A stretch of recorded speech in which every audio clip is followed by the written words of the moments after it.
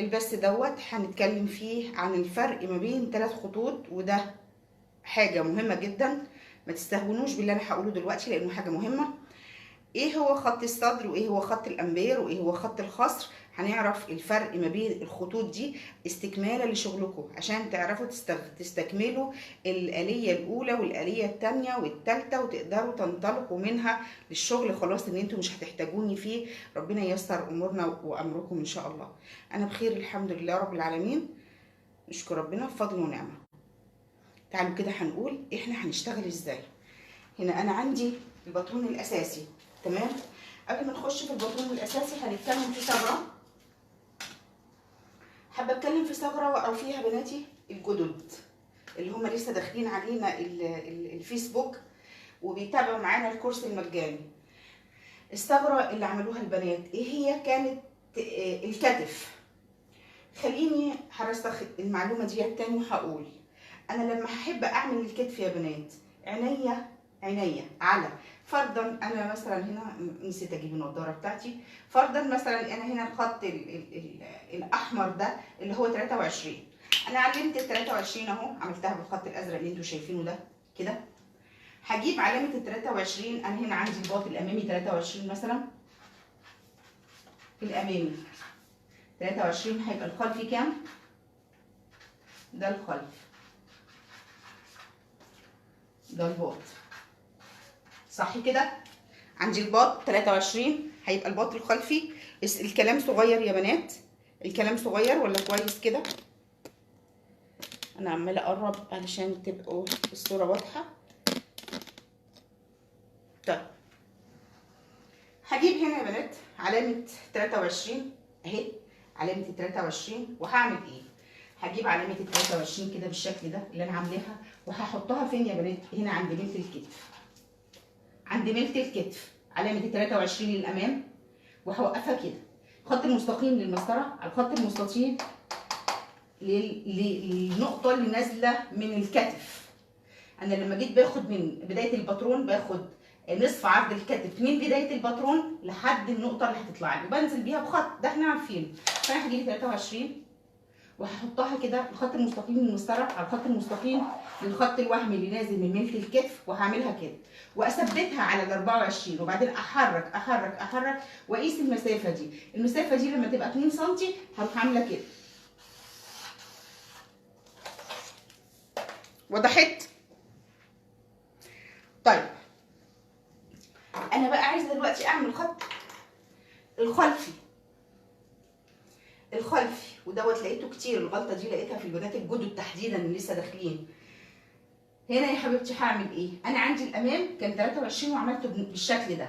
طيب ال 23 اللي احنا عاملينها بالازرق دي، ال 25 اللي بالازرق النقطه اللي فوق دي، ال 25 علامه ال 25 اللي هي الزرقاء دي اللي فوق دي، هتحطي ازاي بقى؟ هتجيبي العلامه الزرقاء اللي هي علامه ال 25 على نفس النقطه، نقطه الكتف، على نفس النقطه اهي، على نفس النقطه هنا، تمام؟ عينيكي على حاجتين، قلت لك حاجتين مهمين جدا، ميله الكتف اللي هي دي، وايه تاني؟ وبدايه الباط بتاعك من تحت. مش انا لما عملت الباط ليه بدايه ونهايه، سواء من فوق او سواء من تحت. انت على حسب ما تحت. دي بدايته من تحت من الجنب، تمام؟ ودي بدايته من الكتف. اذا حبيتي تقولي دي بدايه ودي نهايه على حسب مسمياتك. اللي يعنيني انا ان انا عينيا على حاجتين، عينيا على ميله الكتف اهي، ميله الكتف هحط عليها 25 سم وهثبت المسطره. بعد ما ثبتت المسطره ثبتها من فوق، عايزه ابص من تحت، احرك المسطره وهي ثابته من فوق، احرك المسطره من فوق كده لحد ما اشوف العلامه اهي، العلامه اللي تحت دي اللي هي بدايه الباط من تحت من الجنب، تمام؟ وابدا اعمل كده.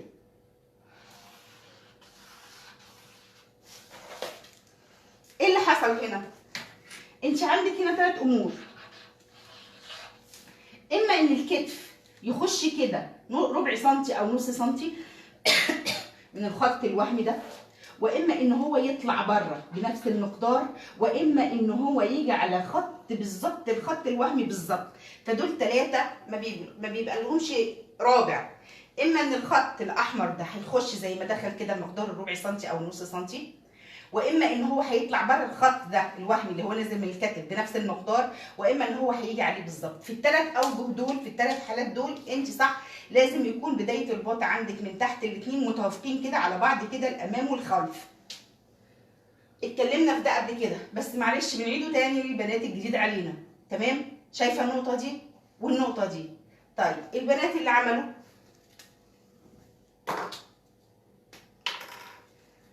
كده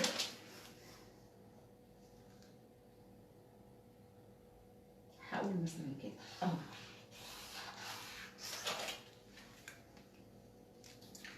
جابت الخط ده اللي هو الخلفي ده بعيد عن ده، يبقى احنا اللي تحت دي هي اللي صح.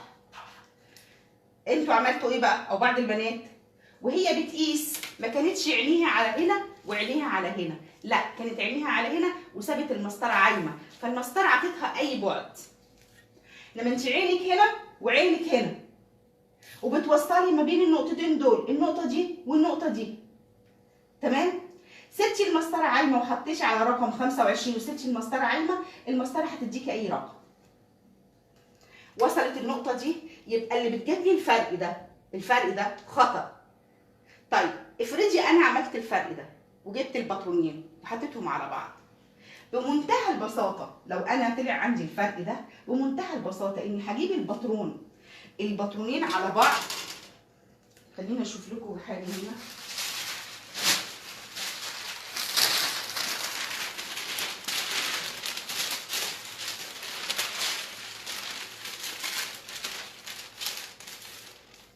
اهو انا هنا عندي الاثنين دول على بعض كده بالشكل ده، تمام؟ هنا عندي الاثنين على بعض بالشكل ده. طب فرضا مظبوطه من فوق، مش هبص لها من فوق، بس انا عايزاكي تبصي من تحت.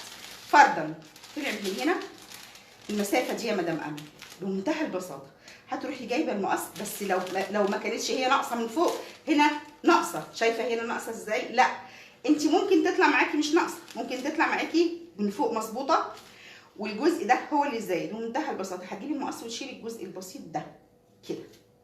انما انت عرفتي في الاساس ازاي تعمليها صح، فمن فضلك مش عايزه فيها اخطاء مره تانيه. تمام كده؟ طيب بعد ما عملت الكلام ده عايزه ارجع لموضوعنا النهارده. موضوع النهارده هو ايه؟ قلنا يعني ايه خط امبير. هقول انا طالعه بقول ايه؟ خط صدر، خط الخصر، ايا مكان الخصر ده بقى، خط الخصر الاول الثاني ايا مكان، في وسطيهم هنا خط اسمه خط الامبير. يعني ايه الكلام ده؟ يبقى ده خط صدر، خط امبير، خط الخصر او السر، صح؟ اهو احنا عندنا دول كده اللي هو الطول، يعني دي الاطوال. ها انا لما اخدت من هنا من بدايه الباترون لحد اسفل عملت هنا اسمه طول الصدر اللي هو ده، تمام؟ اللي هو ده. فهقول لما جيت عملت الطول ده هحط عليه او هقيس عليه ربع محيط الصدر. ده احنا متفقين عليه خلاص، البنات اللي معانا في الكورس عارفين الكلام ده. اللي هيزيد عليكي ايه هو؟ خط الامبير. طيب انا جيت عملت خط الخصر، ايا مكان خط الخصر، سواء انا اخدت خصر، تعالي كده نشوف، سواء الخط اللي انا هعمله ده اللي هو طول الخصر، طول خصر الشريطه، او طول خصر السره، ايا مكان الطولين اهم، ده الطول، ده الاطوال، تمام؟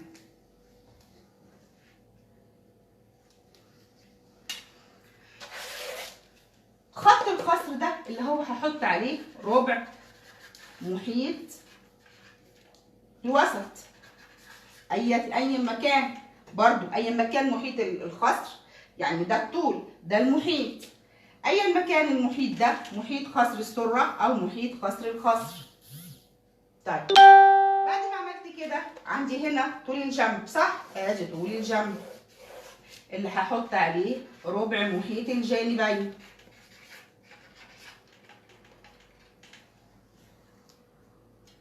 طيب انت ما ضفتيش جديد، هو ده اللي انت بتعمليه وهو دوت اللي انت شرحتيه قبل كده مدام امل. طب انت مطلعانا ليه؟ طالعين عشان نتكلم على ده، على طول خصر الامبير. طول خصر الامبير، مش عارفه انا هبقى باينه ولا لا. طول خصر الامبير انا بقيس الاطوال من فين؟ من نقطه الالتقاء لحد طول الصدر، صح؟ وبعدين قلت لك بتحطي شريطه علشان تجيبي طول الخصر. يبقى طول الخصر، يبقى ده عندي طول الصدر، بعديه بربط شريطه وبجيب طول الخصر، وبعدين بحط طول الجنب. ده اللي احنا عارفينه. النهارده هنزل من الخط ده، يبقى ده طول الخصر. هنزل من الخط ده بمقدار 6 سم، وال6 سم مناسب جدا. هقيس 6 سم وهمد الخط.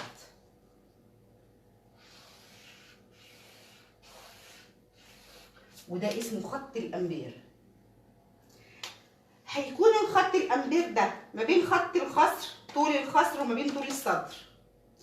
او لو انت هتعملي طول وسط السره هيكون ما بين، هتنزلي، مش هيكون ما بينهم، انا بقصد ما بينهم يعني انت شايفاه كده في وسطهم، انما هو هيكون نازل من الصدر لاسفل ب 6 سم. طيب ايه الفرق برضو؟ اذا انا اخدت طول الخصر، ايه الفرق؟ انا اخدت طول، ربطت الشريطه واخدت طول الخصر، او حطيت الامبير. فرق طول الصدر هنا عندي اهو لحد هنا، هنزل 6 سم، هيطلع لي فوق قبل خط الخصر، هيكون في الوسط ما بين الخط ده والخط ده. ده اللي اسمه خط الجنب، خط الامبير. طيب الخط ده بينفع في ايه؟ الخط ده الموديل ده اللي انت هتعمليه ده، اللي هو انت هتقصي المسافه دي، هتقصيها تعمليها لون تاني مثلا، او تتعاملي مع الجزء اللي تحت بتتعاملي معاه زي ما تكوني بتتعاملي مع الكالوش بالظبط. فانت اللي عندك ده تحت ده انت مش محتاجاه. انت لما هتيجي بقى ترسمي، فانت هتجيبي كده، هتمدي، احنا قلنا الخط ده خطأ، هتمدي خط كده لحد فين؟ لحد خط الامبير. وبعدين من خط الامبير هجيب المسطره.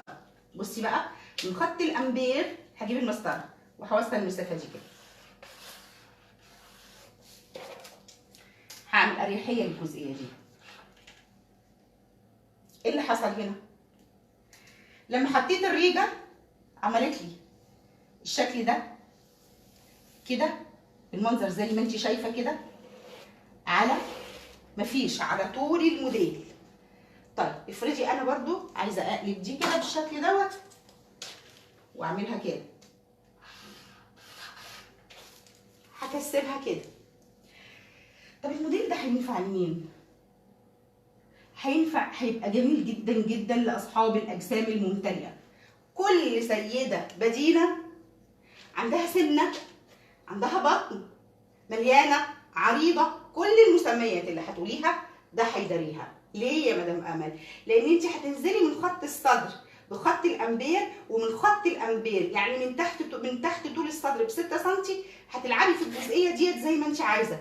اما هتعمليها كالوش، او هتعمليها صك، او هتعمليها افازيه. التوسيع انت بقى زي ما انت تلعبي فيه، زي ما انت عايزه، زي الاليه اللي احنا واخدينها. اي توسيع اللي يعنيني التوسيع يجيلك من الكيرف ده بس. اهو هعمل كده وهروح عامله التوسيع على ما فيش كده، على التوسيع، على مقدار التوسيع اللي انا محتاجاه اعديه. تمام؟ طيب حد تاني يقول لي، طب انت يا مدام امل لما كنت بتحطي الريجه كانت الريجه بتبقى هنا ما بين الخط الوسط وما بين خط طول الجنب، صح؟ هو ده اللي احنا كنا بنعمله. هنا في الجزئيه ديت الريجه هي اللي بتظبط لي الدايره دي، شايفه؟ من نفسها. يعني انا عملت الريجه من بدايه من خط الامبير، خلينا نشوف الريجه تاني اهي. عملت الريجه من خط الامبير اهي، شايفه؟ ودخلتها في قلب المستطيل. هي من نفسها هتاخد الكيرف اهو، كيرف الجنب جاي، لان انت بصي عندك الريجه هتجيب لك من هنا لحد هنا، اي منطقه في دي تبقى لك كيرف الجنب. اي منطقه في دي هتبقى كيرف الجنب. هنا بادئه من فين؟ بادئه من فوق. لما كنا عاملينها كده هتبدا من فين؟ بادئه من هنا. ده جنب وده جنب. انت عندك كيرف الجنب ده كله شغال معاكي في جزئيه المسطره من هنا لحد هنا. وصلت المعلومه دي؟ طيب خلينا نقول انت عايزه لو انت اخدتي الجزء ده بدون 4 اصابع، يعني اخدتي محيط الصدر كامل باريحيه المتر بدون زياده، بدون زياده 4 اصابع، بدون زياده 4 اصابع، ونزلتي الشغل دوت زي ما احنا عاملين كده، هيجي الشغل ماسك على جسمك. يعني في امكانك ان انت تعملي الشغل ده مكسم او واسع. وزي ما قلت لك الموديل ده ينفع السيدات السمينه اللي عندهم سمنه جسمهم عريض. تمام؟ طيب خلينا نقول كمان. طيب افرضي يا مدام امل انا هنا عايزه مثلا الجزئيه دي انا مكسمه هنا، مكسمه. يعني ايه مكسمه؟ يعني اخده بدون زياده 4 اصابع باريحيه المتر، باريحيه المتر. عايزه اخلي خط الامبير ده مثلا لحد هنا، بحيث يبقى نازل واسع شويه ونازل على تحت. طب ايه اللي هيحصل؟ زي ما عملنا قبل كده اهو، هعمل كده. ده في حاله ايه؟ انا عايزه اضيق ده.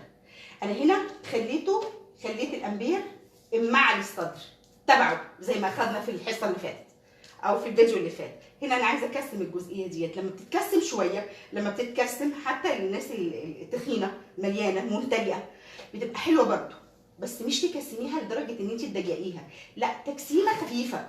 التكسيمه دي انت اللي هتحدديها من غير ما توجعي دماغك. تعالي انزلي بخط مستقيم وخشي ب 2 سم، وخشي ب 2 سم من هنا، هتطلع لك برده مظبوطه. لو قستي المسافه ديت اللي هي مسافه خط الامبير اللي انت خلاص عرفتيها، عرفتي هتقيسيها ازاي، لان هي زيها زي خط الخصر، طول الخصر. لو قستيها برده هتعرفي تجيبيها. انما انا اللي يعنيني جدا ان انت ما تعمليهاش ضيقه، ما تعمليش النقطه دي ضيقه، خشي فيها المقدار اللي يخليها يا دوب عاطيه شكل التجسيمه اللي مش مضيعه لك جسمك، مش مسيحه الدنيا على بعضها. فخشي 1 سم، خشي 2 سم، على حسب ايه؟ اريحيه جسمك. بعد ما عملت كده هروح جايه عامله معدله هنا للشغل ده، وهعمل ده كده. بصي هنا تاني الشكل ده هيديكي المنظر ده اهو، تجسيمه تانيه مختلفه. هتروحي عامله دي كده، ونفس القصه. في الحاله ديت انت ضيقتي فوق، ضيقتي الامبير، هتعملي ايه؟ هتيجي من اعلى نقطه في كيرف الجنب وطلعت برضه تروحي طالعه بالتوسيع. وصلت النقطه دي يا بناتي؟ سهله. الموديل ده انصحكم كلكم تعملوه. يعني التخينه والرفيعه والمتوسطه اللي جسمها متوسط ده حلو جدا. انا يعني بعشق الموديل دوت، فعلا بحبه. تمام كده؟ لو في اي سؤال اسالوني انا معاكم. يلا اتفضلوا. خلص الكلام اللي عندي خلص. في اي سؤال عندكم؟ طبعا الفيديو هيكون موجود عندكم علشان تشوفوه مره تانيه، ويبقى مرجع ليكم، وهناخده نحطه كمان للجماعه على اليوتيوب. تمام كده؟